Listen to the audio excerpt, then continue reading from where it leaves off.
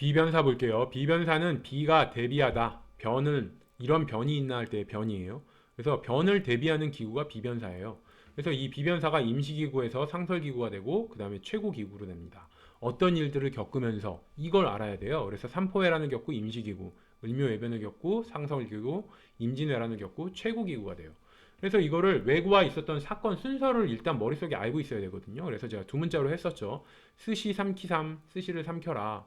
임신사정을 왜 제기하냐? 이게 두 문자고요. 스시마섬정벌, 삼포개항, 그 다음에 개해약조를 맺고 삼포외란이라는 게 일어나서 임신약조를 맺고요. 사량진외변을 겪고 정미약조를 맺고 을묘외변, 그 다음에 임진왜란, 그 다음에 정유재란을 겪고 기후약조를 맺습니다. 이것만 머릿속에 담아 놓으시면 그 다음에는 쉬워요. 자, 비변사가 임시기구로 설치된 건 중종 때 삼포외란을 겪고 난 다음이에요. 그럼 삼포외란이 어떤 외란이냐? 최초의 외란이에요. 이 순서상으로 봤을 때 스시 3키3에서 두 번째 나오는 3, 이게 삼포 외란이고 그전에는 외란이 없었어요. 그랬다가 삼포 개항하고 난 다음에 개해약조 이후에 삼포 외란이라는 최초로 외란이 일어나요. 그러니까 조선이 삼포 개항하고 처음으로 외란이라는 걸 겪고 외구 때문에 이런 변이 일어나는구나. 그래서 변을 대비하는 기구가 있어야겠다. 이런 생각을 해서 최초로 비변사라는 걸 설치를 한 거예요. 그래서 최초 외란인 삼포 외란이 일어나고 난 다음에는 비변사라는 걸 처음 설치를 하고 처음엔 그냥 임시기구였어요. 처음 외란이 있었으니까 임시로 이 외란에 대비하기 위해서 비변사라는 걸 설치해야겠구나. 그래서 임시기구를 설치를 했습니다. 그랬다가 상설기구화 되는 건 명종 때 을묘외변을 겪고 난 다음이에요. 을묘외변이 어떤 외변이라고 그랬죠? 제가 을묘외변을 울며 외변이다. 울면서 겪은 외변이다. 이렇게 생각하시면 돼요. 그래서 왜 울면서 겪었냐? 그 정도로 타격이 컸단 얘기예요. 조선에. 그래서 이게 왜구가 심상치 않은 적이라는 걸 깨달은 거예요. 그래서 이거 왜구는 항상 조심해야 될 존재구나. 이걸 깨달은 거예요. 그러니까 임시기구는 안 되겠죠. 항상 조심하려면 상설기구화 되어 있어야 돼요. 그래서 비변사를 상설기구화했다. 을묘외변을 겪고 이게 울면서 외변을 겪을 정도로 크게 타격을 받고 외구는 항상 조심해야 돼. 그래서 상설기구화했고요. 을묘외변 이후에 또 하나 생긴 변화가 제승방약 체제라는 걸 도입한 거예요. 외구한테 울면서 겪을 정도로 크게 이제 맞고 나니까 이게 외구가 만만치 않은 거야. 그래서 소규모 방어 체제가 좀 외구를 막기가 힘들겠다. 그래서 제승방약 체제. 모두가 달려들어서 싸우는 대규모 방어 체제가 제승방약 체제잖아요. 그래서 대규모 방어 체제인 제승방약 체제를 도입한 것도 울면서 외변을 겪고 난 다음에 그 데미지 때문에 제승방약 체제를 도입을 했다. 비변사가 최고기구화되는 건 임진왜란을 겪고 난 다음이죠. 임진왜란이라는 어마어마한 난을 겪고 난 다음에 그 임진왜란을 막기 위해서 비변사가 최고기구가 된 거예요. 이 비변사에 보면 이제 온갖 실세들은 거기에 다 모여 있는 거야. 그러니까 어떻게 해요? 실세들이 다 모여 있으니까 거기서 정무, 정치도 담당하고 군무, 군사 문제도 담당하고 정치, 군사 모두 다 비변사에서 담당을 하다 보니 임진왜란 이후에 최고기구가 됩니다. 그래서 조선시대 임진왜란까지 4번의 외란이 있어요. 스시 3K3 임신사정을 왜 제기하면 삼포외란이 처음이고요. 그래서 임시기구로 설치하고 그 다음에 사량진외변이라는 게 있었는데 이건 그다지 유의미한 난이 아니에요. 그래서 사량진외변 다음에 정미약조가 있는데 정미약조도 그다지 중요하지 않고 사량진외변을 겪고 그 다음에 을묘외변에서 울면서 겪을 정도로 크게 한번 타격을 입고 상설기구화하고 임진왜란이라는 어마어마한 난을 겪고 난 다음에는 최고기구화 되더라. 이런 절차를 겪고 이 비변사가 폐지된 건 흥선대원군 때예요. 흥선대원군이 비변사를 폐지하고 의정부와 상군부의 기능을 회복시킵니다. 그러니까 비변사가 정무, 정치 기능이랑 군사 기능을 다 가지고 있었다고 그랬잖아요. 너무 비대해지니까 이제 대원군이 이 기능을 다시 정무, 정치 기능은 의정부로 돌리고 군무, 군사 관련 기능은 상군부로 돌리면서 비변사를 폐지하게 됩니다.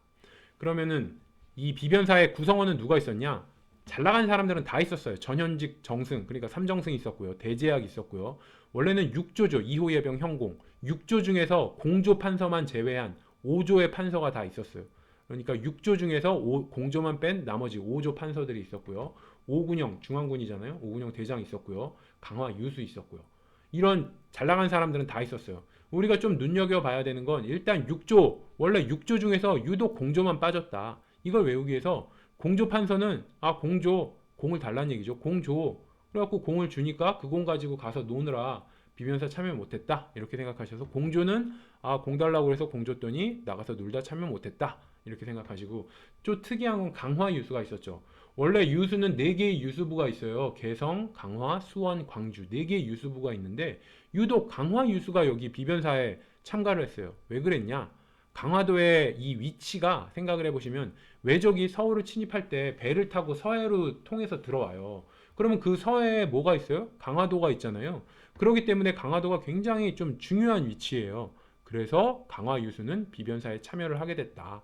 그래서 구한말에 보면 강화도 조약, 이것도 배 타고 한강 들어오는 길목에 강화도가 있으니까 강화도 조약을 맺어서 우리나라를 개항하게 되고 병인양요 때도 강화도를 침략하죠. 이래서 강화도가 굉장히 역사적으로 중요한 의미를 갖더라. 조선시대 외구와의 약조를 비교해 볼게요. 원래 약조는 스시 3캐3 임신사정을 왜 제기해서 계해약조, 임신약조, 정미약조, 기유약조가 있는데 제가 사량진 외변과 그에 따른 정미약조는 별로 안 중요하다고 그랬죠. 그래서 중요하게 보는 건 계해약조, 임신약조, 기유약조예요. 그래서 스시 3계삼이니까 3, 첫 번째 3이 삼포계양이죠. 그래서 삼포계양 다음에 계해약조가 나오고요. 그런 다음에 두 번째 3은 삼포외란이죠. 삼포외란 다음에 임신약조가 나와요. 그리고 외제기, 임진왜란, 정유재란, 이 임진왜란, 정유재란을 겪고 기유약조가 나옵니다. 그래서 이 세 개의 약조와 이 세 개의 약조 때 내용을 알아야 돼요. 그래서 계해약조 때는 일단 세경선과 세삼이두는 이 세견선은 50척, 세삼이두는 200석으로 제한을 해요. 교역량을 제한을 하는 거죠. 그리고 항구 개항한 거는 세 개 항구를 다 개항해요. 연포, 제포, 부산포. 그랬다가 임신약조가 되면 이거를 절반으로 줄여요. 세견선과 세삼이두는 절반으로 줄이고 개항하는 항구도 제포 하나로 줄이고요. 기유약조에서도 세경선과 세삼이두는 그대로 가는데 세견선은 5척을 더 줄여요. 왜 그렇게 되는지는 이제 뒤에서 암기법 하면서 말씀드릴게요. 중요한 약조 3개는 계해약조, 임신약조, 기유약조고요. 두 문자로 따면 깨임기예요. 그래서 깨임기 약조 이렇게 해서 약조는 계해, 임신, 기유약조다 순서상. 그래서 이거는 뭐 게임기 약조니까 게임기를 하루 한 번만 하겠다는 약조. 애들이 한번 게임기 잡으면 너무 오래 하니까 부모님이 게임기 약조를 맺어서 게임기는 하루에 한 번만 이렇게 하는 약조를 게임기 약조더라. 이렇게 생각을 하시고요. 일단 계해 약조부터 보면은 삼포 3개 항구를 다 개항했고요. 세견선은 50척, 세삼이두는 200석이죠. 일단 제가 삼포 개항한 거는 한번 했었죠. 염제부. 그래서 염제부는 삼포를 개항한 거고 부인원은 강화도 조약 때 3개 항구죠. 그래서 염제부를 부인이 원한다. 이렇게 두 문자로 외우라고 했어요. 염제부는 원래 면제부예요. 면제부. 죄를 면해주는. 남편이 바람피니까 부인도 같이 바람피고 난 다음에 부인이 남편한테 원하는 거죠. 면제부를 부인이 원하더라. 그래서 연포, 제포, 부산포. 이게 삼포계양이고 부인원. 부산, 인천, 원산은 강화도 조약 때 3개 항구더라. 그래서 3개 항구, 3개 항구 해서 염제부, 면제부를 부인이 원하더라. 이렇게 외우라고 말씀드렸고요. 우리가 또 외워야 되는 건 세견선 50척, 세삼이두 200석. 이 처음 나오는 계해약조에 이걸 외워야 돼요. 그래서 이렇게 의미를 부여할게요. 이 개를 그냥 멍멍개라고 생각을 하셔서 개 문제를 해결하다 이런 얘기예요. 개해를 해가 해결한다 이런. 개 문제인데 개 문제가 뭐냐면 개의 입냄새. 이 강아지가 너무 귀여운데 입냄새 나는 경우가 있잖아요. 그래서 개의 입냄새 문제를 해결하는 개의 문제를 해결하는 건 바로 뭐냐? 오이다. 그래서 개들이 오이를 엄청 좋아해요. 그리고 오이가 수분이 많잖아요. 그래서 오이를 개들이 막 먹으면서 수분도 보충하고 입냄새도 없애주고. 그래서 개 문제를 해결하는 건 오이다. 이렇게 생각하셔서 개 문제를 해결하는 건 오이다. 해서 오이가 세견선은 50척, 세삼이두는 200석. 이게 다른 거는 25척, 100석 막 이런 식으로 헷갈리기 때문에 계해약조의 처음에 50척, 200석 요거만 머릿속에 딱 담아놓으면 그 다음부터 절반 뭐 이런 식으로 줄여가면 되니까 계해약조에서 개 문제를 해결하는 거는 오이더라. 오이. 개들이 오이를 너무 좋아하거든요.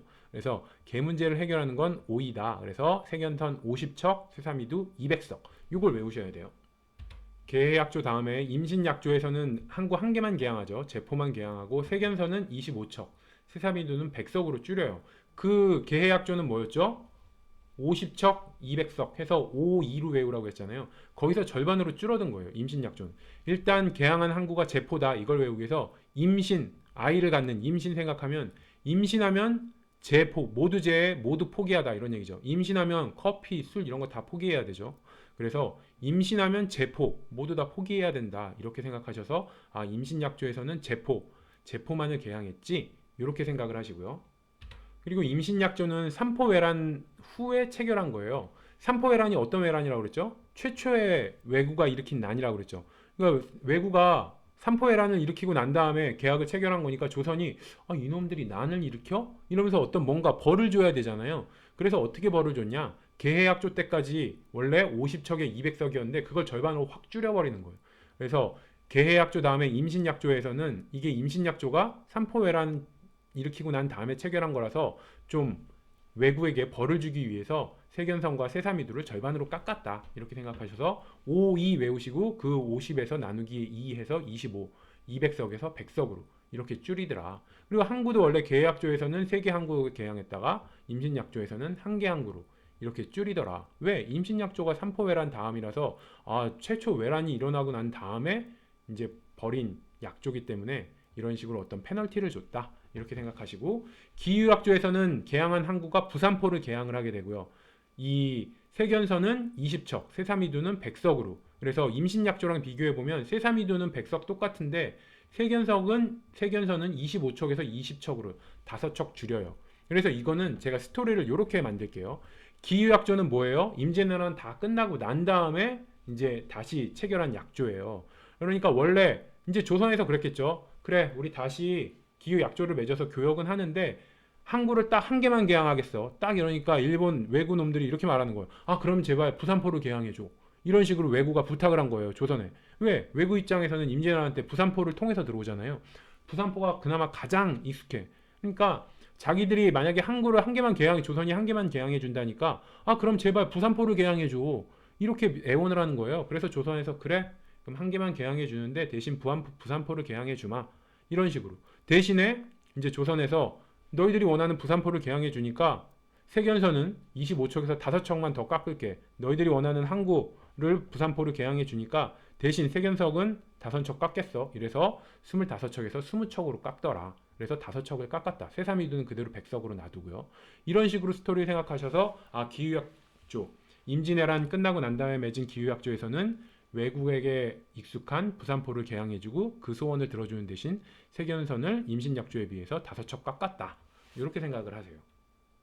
정리해 볼게요. 개해약조는 삼포 개항 다음이고 임신약조는 삼포 외란 다음이고 기후약조는 임진왜란, 정유재란 합쳐서 그냥 크게 봐서 임진왜란이라고 하죠. 임진왜란 끝나고 기후약조를 맺죠.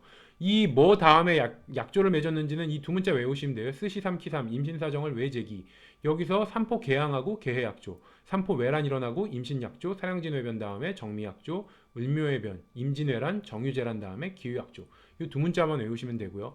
세견선 세사미두도 개해약조는 삼포 개항하고 나서 맺은 거죠. 그래서 처음에는 3개 항구를 다 개항해 줬어요.